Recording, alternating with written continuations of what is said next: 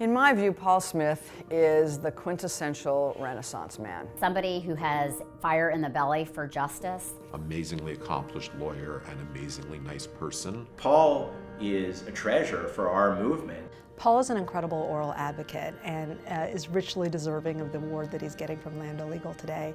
When it became clear that the Lawrence case was going up to the Supreme Court, there was, of course, a lot of focus on the big question: who's going to argue it? Mr. Smith. Mr. Chief Justice, and may it please the Court.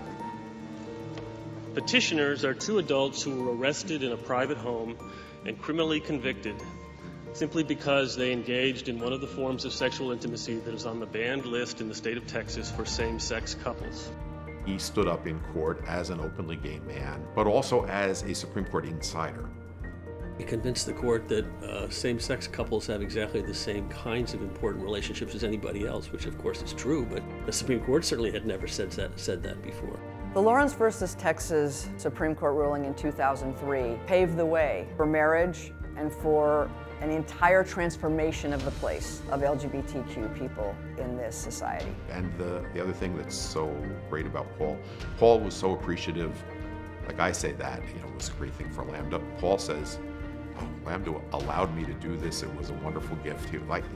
He gives us credit for it, but we're actually writing credit for it. What others may not know is that he is equally lionized and respected in the voting rights community. It would hear the case for and against districts being drawn by politicians. And he's argued everything ranging from partisan gerrymandering cases to strict photo ID law cases to aggressive purges. See any impediment to Congress acting in this area? Other than the fact that politicians are never going to fix gerrymandering, they like gerrymandering.